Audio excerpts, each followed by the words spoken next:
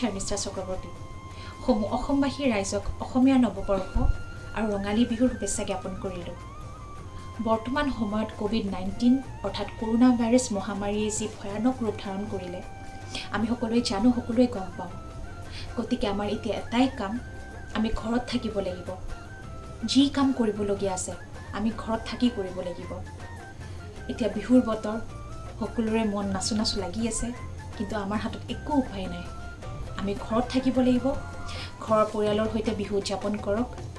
আৰু এটা কথা, ছ'চিয়েল ডিষ্টেঞ্চিং মেইনটেইন কৰিব, হেণ্ড চেনিটাইজাৰ ইউজ কৰিব, হেণ্ড গ্লাভছ ইউজ কৰিব, আৰু যদি বিশেষ কিবা কাম থাকে তেতিয়াহে ঘৰৰ পৰা ওলাই যাব। আৰু ঘৰৰ পৰা ওলাই গ'লে সদায় মাস্ক ইউজ কৰিব, কাৰণ অনাগত দিনত তেনেকুৱা পৰিস্থিতি যাতে আমি সন্মুখীন হ'ব নালাগে, তাৰে কাৰণে এতিয়াৰ পৰাই আমি সচেতন হ'ব লাগিব। মোৰ বিনম্ৰ অনুৰোধ, আপোনালোকে এইখিনি মানি চলক। আমিও ভালে থাকোঁ, আপোনালোকেও ভালে থাকক। আকৌ এবাৰ সকলোকে ৰঙালী বিহুৰ শুভেচ্ছা জ্ঞাপন কৰিলোঁ। ধন্যবাদ।